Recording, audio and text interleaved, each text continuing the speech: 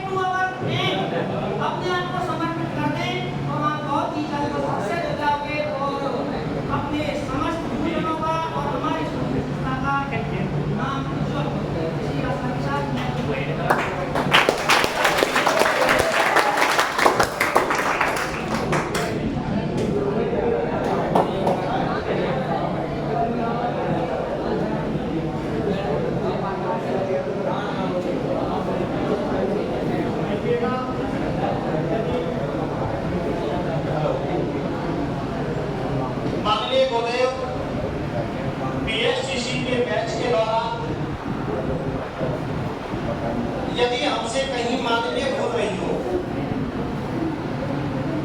हम क्षमा प्रार्थी हैं। केवल आपने हमें एक शीतल जल पिलाने का अवसर दिया। यह संस्थान राजेश का नहीं है। यह संस्थान जिन 4 पिलरों पे खड़ा है वे पिलर माननीय गुरुदेव हैं, और कोई भी संस्थान एक पिलर पर नहीं चल सकता। इसलिए माननीय गुरुदेव, आप इस संस्थान के वो मजबूत पिलर हैं जो इस संस्थान की एक बड़ी से बड़ी इमारत बनने और बनाने जा रहे हैं। माननीय गुरुदेव, यदि आपने अपने शिक्षण कार्य के दौरान कहीं असुविधा महसूस की हो तो आने वाली क्लासेज में आप हमें थोड़ा सा अवगत करवा दीजिएगा, क्योंकि जाने अनजाने में कहीं भूल होना कोई बड़ा काम नहीं है। भूल हुई जो भूल से उस भूल को भुला देना, और भुलाना सिर्फ भूल को हमें ना भुला देना। माननीय गुरुदेव, 1 जुलाई से हम पुनः एक नया बैच स्टार्ट करने जा रहे हैं। उस नए बैच में भी आप अपने कदम ताल के साथ आप अपने सुनहरी कलम के अक्षर लिखने की पेशकश करें। और मैं आपको एक बात विश्वास और ये अवगत करवा दूं कि बेटा, मेरे पास 22 बच्चे रीड और सेकंड ग्रेड के हैं। वैसे तो मुझे नहीं कहना चाहिए, लेकिन फिर भी मैं ये कहूंगा कि आप सबका तो सिलेक्शन होगा ही। और जैसे ही तुम्हारा पेपर हो जाए, पेपर होने के बाद आप मुझे फोन पर रेस्पॉन्स बताइएगा कि तुम्हारा पीएचडीसी का पेपर कैसा हुआ, क्या दिक्कतें आई, कितने प्रश्न आए, हिंदी में कितने नहीं आए, किस विषय में कितने आए। आप यह हमें बताइएगा, हम तुरंत आंसर की जारी करेंगे, क्योंकि शाम तक तो घर ही पहुंचेंगे, आप लोग भी घर ही पहुंचोगे। अगले दिन भी हम जस्ट अगले दिन टेलीग्राम पर हम अपनी आंसर की जारी करेंगे। हमारी आंसर की से आप लोग एक बार अपने पेपर को बस करेगा, बिकॉज पेपर तुम्हें घर लाने को दिया जाएगा। वो एक बार सीट की कार्बन कॉपी तुम्हें घर लाने को दी जाएगी। और मैं जो रीड और सेकंड ग्रेड की बात कर रहा था बेटा, 22 बच्चों में से मैं आपको ये अवगत करवा दूं कि यह संस्थान में टीचर इतनी मेहनत जी तो ताबड़तोड़ मेहनत करवा रहे हैं। अगर ईश्वर ने हमारा साथ दिया, बच्चों के तकदीर ने साथ दिया और हमारी मेहनत नहीं सफल रही, तो यहाँ एक इतना भव्य प्रोग्राम होगा कि 22 के बैच अच्छे सारे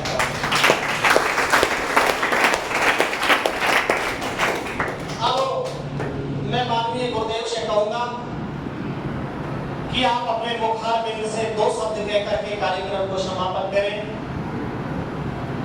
लेकिन इससे पहले मैं आपको अवगत करवा दूं कि बेटा, जो भी आप आज अपना कीमती समय निकाल करके आए हैं, आप सभी को आभार, धन्यवाद। कार्यक्रम के समापन के बाद में कोई भी विद्यार्थी बेहूदे तरीके से पेश नहीं आएगा। आपको एक एक करके क्लासरूम से बाहर नाश्ते की व्यवस्था की गई है। आप वहां से अपना नाश्ता लेंगे, और जो पेपर हम यहाँ बैठकर करवाने वाले थे, वह समय की गरिमा को देख करके हम तुम्हें कॉपी दे देंगे, पेपर की कॉपी दे देंगे, आंसर की टेलीग्राम पे डाल देंगे। अगर आप यहाँ लगाना चाहें तो यहाँ भी चस्पा कर देंगे, और आप उन प्रश्नों को घर पे जाकर के देखिएगा, सॉल्व कीजिएगा। ईश्वर ने साथ दिया तो 2-5 सवाल उनमें से अवश्य मिलेंगे। और उसके बाद आप अपने सीधे घर चले जाएंगे। सीधे घर पहुंचिए और अपनी तैयारी जो भी है उसको बरकरार आज और कल सुचारू रूप से तैयार कीजिएगा। अगले दिन ईश्वर का नाम लेकर के, अपने देवी देवताओं का नाम लेकर के कुशल मंगल हृदय के साथ आप अपने पेपर में बैठिएगा और सोच समझ करके पेपर को सॉल्व कीजिएगा। अब मैं इतना भव्य प्रोग्राम बेटा उस दिन करूंगा जब आप में से जिन बच्चों का सिलेक्शन होगा। वैसे मैं ये बता दूं आपको कि शायद मैं उन लोगों में से नहीं हूं जो झूठ बोलने वालों में से ही होते हैं। मैं बिल्कुल झूठ पर विश्वास नहीं करता। अगर कहीं 99% ही नहीं बात पढ़ रही तो शायद 1% झूठ का सामान होगा, बाकी मैं झूठ नहीं बोलता। बेटा अपने यहाँ 20-22 बच्चे थे, हमने उनका नाम लिस्ट किया था तो उनमें 20-22 बच्चों का नाम निकल के आया था, क्योंकि हमने कोई दिन पढ़ाया भी था, 2-3 दिन पढ़ाया था। जब मेरी व्यक्तिगत रूप से बच्चों से बात हुई तो उन्होंने कहा साहब मेरे 450 आ रहे हैं, मेरे 300 आ रहे हैं, मेरे 350 आ रहे हैं। तो मैं मान के चलता हूँ कि यदि पिछले वर्ष वाली मैथ को आकलन किया जाए तो इस बार हमारे 20-22 बच्चे जो पीटीटी के एग्जाम में बैठे हैं उन सब का हो रहा है। लेकिन अभी हमें रिजल्ट के अनुसार पहले उनका रिजल्ट आना है, उसके बाद तुम्हारा रिजल्ट आना है। पीटीटी और पीएचडीसी में जितने भी बच्चे सेलेक्ट होंगे उन सबको मैं साथ पहना करके स्वागत करूंगा, सम्मानित करूंगा। लेकिन इसके बाद तुम्हारी बात रही और सेग्रीगेट के बच्चों का रहा है कि उनके एग्जाम थोड़ी लेट हो रही है, बेटा उनका भी साथ पहना करके स्वागत करूंगा।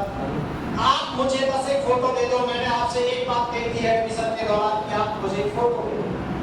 मुझे कुछ नहीं चाहिए, धन संपत्ति दौलत कुछ नहीं चाहिए, मुझे आप अपना एक फोटो दे दो। तो मैंने मेरा ढांढस बनाया था, हौसला बुलंद किया था कि हम अवश्य रूप से सर आपको फोटो देने का प्रयास करेंगे, आप मेहनत कीजिएगा।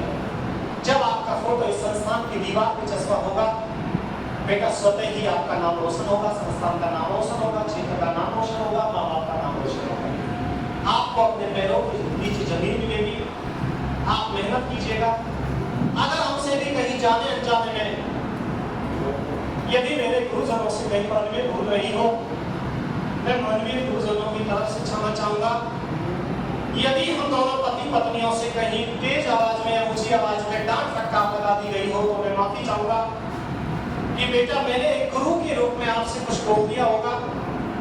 बाकी मेरे विचार क्लासरूम के अंदर ही डांट फटकार के रहे होंगे, क्लासरूम के बाहर आप मेरे बच्चे थे, आप मेरे बेटे और बेटी थे। मैंने आपसे निस्वार्थ भाव से कहीं कुछ बोल दिया होगा, मैं क्षमा चाहूंगा।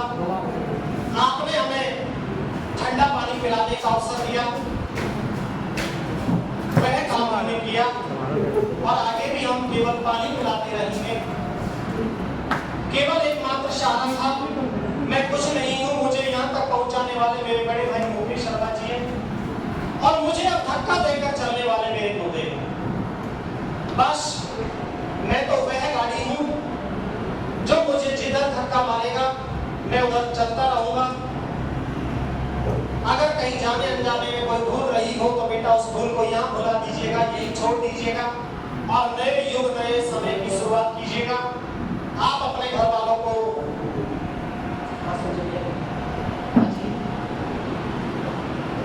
गेट पे ले लो, अंदर से बाल्टी ले लो, रसोई से बाल्टी ले लो, चटनी सब्जी वगैरह उसमें ले लो ना, मैं ही आ रहा हूं। तो बेटा ये बातें थी कि आपने हम पर विश्वास किया और आप लोग यहाँ तक पहुंचे। आप अपने गांव में जितने भी विद्यार्थी हैं उनको बताइएगा, उनको समझाइएगा कि आपके यहाँ पढ़ाई होती है, मटरगश्ती नहीं होती है और ना ही मैं मटरगश्ती होने दूंगा।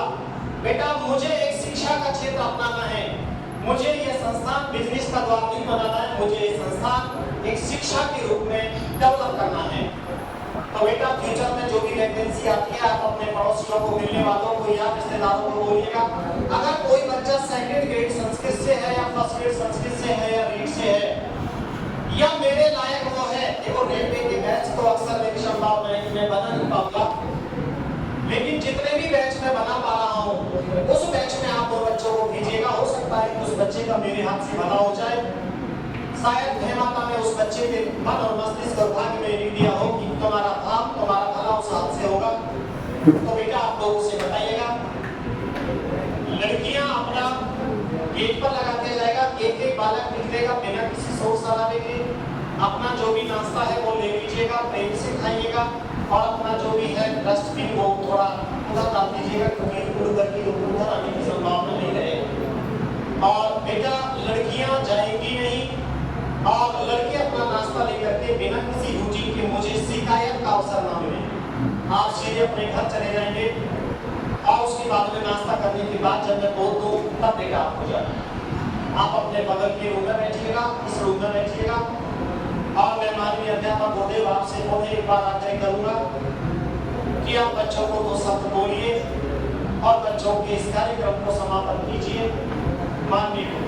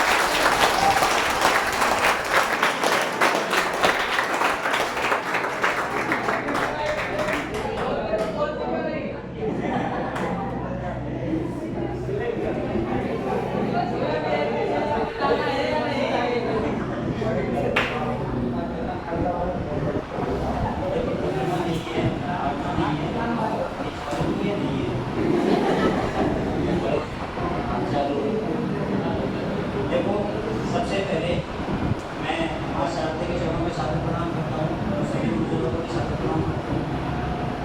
और मैं आपको एक बात कहना चाहूँगा कि आप किसी भी एग्जाम की तैयारी करें या कुछ भी सीखें, अपने आप को जानने की कोशिश करो। सबसे पहले अपना एक कंसेप्ट तैयार करो, अपने आप को ये जानो कि आप हो क्या, आप किस क्षेत्र में सफल हो सकते हो, जल्दी सफल हो सकते हो। ठीक है, आप हजारों एग्जाम्स की तैयारी करेंगे, ये एचटीसी का एग्जाम क्लियर करना आपके लिए बहुत बड़ी बात हो सकती है, समझ रहे हो? लेकिन जब आप आगे जाओगे ना तो ये आपके लिए एक छोटा सा कदम होगा, क्योंकि आगे जाके एक परीक्षा में प्रवेश कर रहे हो, आगे जाके बहुत सारे एग्जाम्स देंगे आप। और एग्जाम्स के अलावा अगर मान लो आप कर्म करते हो, मेहनत करते हो, आप सफल नहीं हो पाते हो, किसी भी कारणवश किसी एग्जाम में सफल नहीं हो पाते, तो आपको कभी आलस नहीं होना, हमेशा अपने आप को मोटिवेट करके रखना है, पॉजिटिव तो नहीं रहना है। जो नेगेटिव हो गया अपने आप में ठीक है, तो पॉजिटिव रहना है। सबसे पहले रास्ते अपने आप खुलते जाएंगे, अपने आप को जान लो, अपने लिए से ये सबसे बड़ी बात है। आप कितनी भी मेहनत करेगा नहीं मिलेगा, कोई कुछ नहीं करेगा, आप अपने आप के सक्सेस बन जाओ, आगे चलोगे, ये सबसे बड़ी है।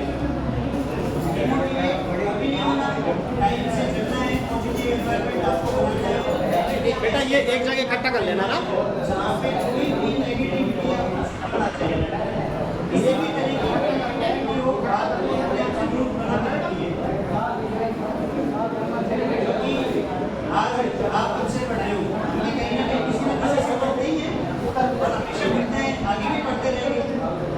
तो एक दूसरे के हो सकते हैं आपके गुण ये है, उनके गुण कहीं और है, ये बात नहीं है। तो एक दूसरे के स्टूडेंट सब जुड़े रहे हैं, तो सीखने हम भी है।